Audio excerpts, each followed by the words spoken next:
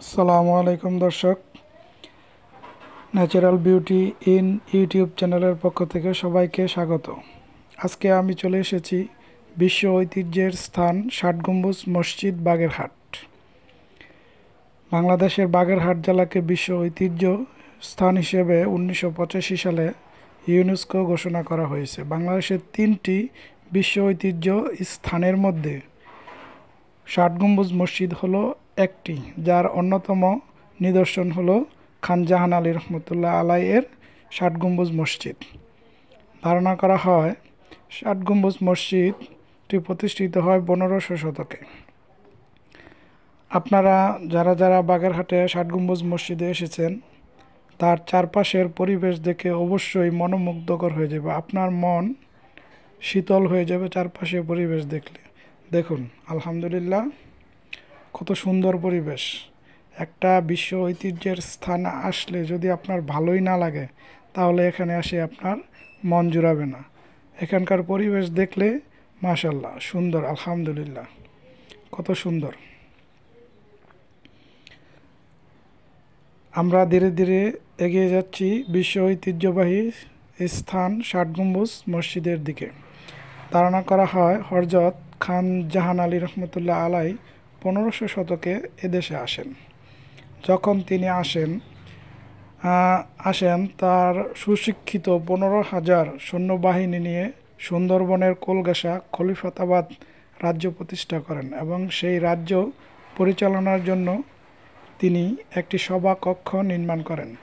এই সভাকক্ষের মূল ফটকে আমরা বর্তমানে দাঁড়িয়ে আছি। আমরা আস্তে আস্তে ভিতরে প্রবেশ করছি। দেখুন, এই সেই ঐতিহাসিক ষাট গম্বুজ মস্কো। খান জাহান আলী রহমতুল্লাহ আলাই ছিলেন দিল্লি বংশোদ্ভূত, তুর্কি বংশোদ্ভূত দিল্লির একজন সম্ভ্রান্ত মুসলিম। তিনি মাত্র 26 ও 27 বছর বয়সে জৌনপুরের গভর্নর নিযুক্ত হন। পরবর্তী সময় 60,000 সৈন্যবাহিনী নিয়ে সুন্দরবনের কোলগাসা বাগেরহাট জেলার তিনি আগমন করেন। তার আগমনের পর তিনি এই ষাট গম্বুজ মস্কোটি নির্মাণ করেন। 1985 সালে শুধু এই ষাট গম্বুজ মসজিদই নয়, তার আশেপাশে পুরো বাগেরহাট জেলাকেই বিশ্ব ঐতিহ্যের স্থান হিসেবে ঘোষণা করা হয়। কারণ তৎকালীন সময় 360টি মসজিদ, সেতু, গণভবন, পানি সরবরাহের ব্যবস্থা ইত্যাদি করা হয়। প্রায় বিভিন্ন প্রাচীন নিদর্শনের ছাপ পাওয়া যায়। আমরা এই মুহূর্তে ষাট গম্বুজ মসজিদের সামনে দাঁড়িয়ে আছি। ষাট গম্বুজ মসজিদের দৈর্ঘ্য 108 ফুট, প্রস্থ 104 ফুট, ভিতরের দিকে প্রস্থ হলো 108 ফুট ও 88 ফুট। এর চারপাশে 4টি মিনার আছে। একটি মিনারে তৎকালীন সময় এখান থেকে আজান দেওয়া হতো। একটি মিনারের নাম হলো রওশন কোঠা, অন্যটির নাম হলো আন্দার কোঠা। এই মিনারের ভিতরে পেঁচানো সিঁড়িও আছে। মিনারের মাথায় চরকানো আকৃতির গম্বুজ আছে। এই মসজিদটি মূলত ষাট গম্বুজ হলেও এই মসজিদের গম্বুজের সংখ্যা 81টি। মূল গম্বুজ হলো 70টি এবং মূল গম্বুজ হলো 77টি, 4টি মিনারের গম্বুজ। এই গম্বুজগুলো 70টি হলো আপনার গোলাকার এবং 4টি গম্বুজ হলো বাংলাদেশের চৌচালা ঘরের মতো চৌকোনা আকৃতির।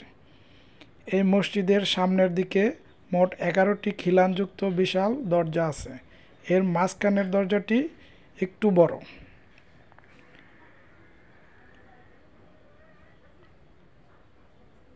এই ষাট গম্বুজ মসজিদটি হযরত খান জাহান আলী রহমতুল্লাহ আলাই নির্মাণ করেছিলেন।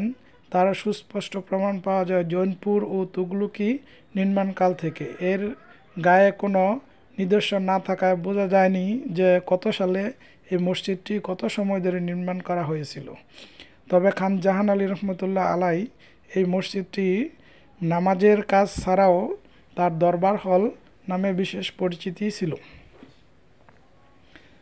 তৎকালীন সময় সুবা বাংলার রাজধানী থেকে এই মসজিদের পাথর, ইট, বিভিন্ন প্রকার পাথর আনা হয়েছিল। এই মসজিদটি অনেক সময় ধরে ও অনেক ব্যয়ে নির্মাণ করা হয়েছিল।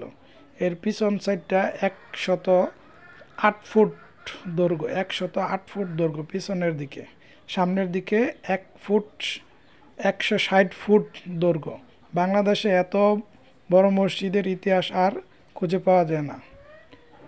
এই মসজিদের ভিতরে প্রায় 2500 মুসল্লি একসাথে নামাজ আদায় করতে পারে।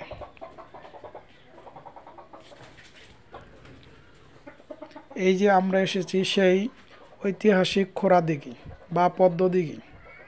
পশ্চিম পাশে এই পদ্মদিঘি অবস্থিত।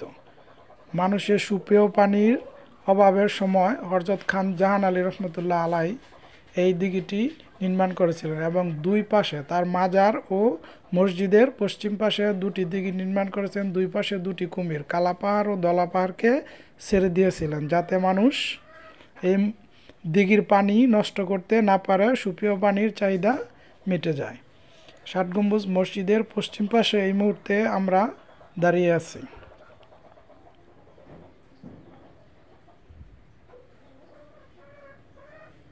খান জাহান আলী রহমতুল্লাহ আলাই এই মসজিদের তার অনন্য সৃষ্টি।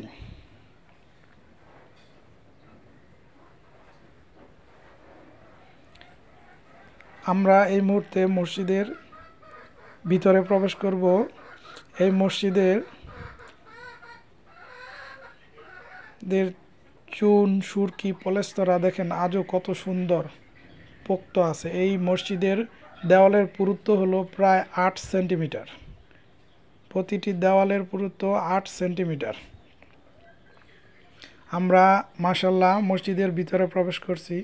দেখুন এই মসজিদের ভিতরে মোট 6 সারিতে 10টি করে মোট 60টি গম্বুজ আছে, 60টি পিলার আছে। এই 60টি পিলারের উপর নির্মিত গম্বুজ। এই কারণে এই মসজিদটিকে 60 গম্বুজ নামে অভিহিত করে। আবার কোনো ঐতিহাসিক বলেন যে ছাদ পেটানো গম্বুজ দেখে মসজিদের নাম হয়েছে 60 গম্বুজ মসজিদ।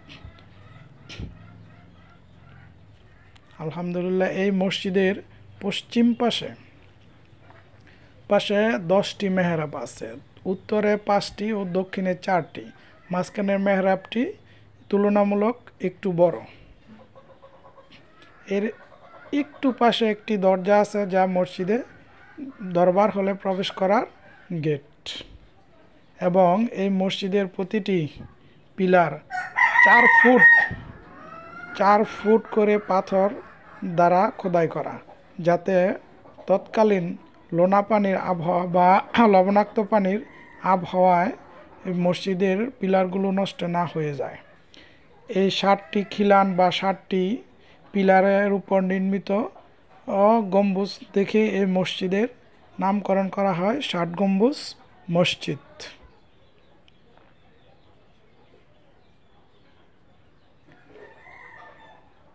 আলহামদুলিল্লাহ আমরা ভিতরের অংশটা একটু দেখানোর চেষ্টা করছি আপনাদের। 60 গম্বুজ মসজিদের দেখুন কত সুন্দর। আলহামদুলিল্লাহ বাংলাদেশে এরকম সুন্দর মসজিদ খুব কমই দেখতে পাওয়া যায়।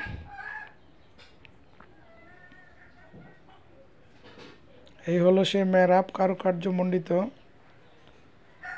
মুসল্লিরা দাঁড়িয়ে আছে আসরের নামাজ আদায় করবে বলে। পাথরের ঢালাইযুক্ত খোদাই করা পিলারগুলো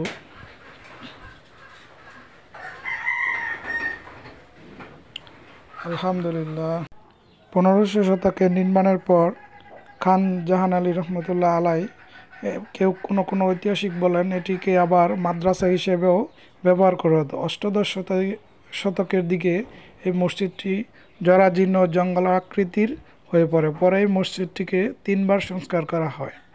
এই মসজিদের নতুন সংযোজন হলো জাদুঘর, যাতে 27টি গ্যালারি রয়েছে এবং কালাপাহাড়কে ওইখানে রাখা হয়েছে স্মৃতিস্বরূপ। দেখুন মসজিদগুলো আজও কত সুন্দর সুনিপুণভাবে দাঁড়িয়ে আছে, কত শত বছর পূর্বে পাথরের খোদাই করা। মসজিদের চারপাশটা দেওয়াল দ্বারা বেষ্টিত।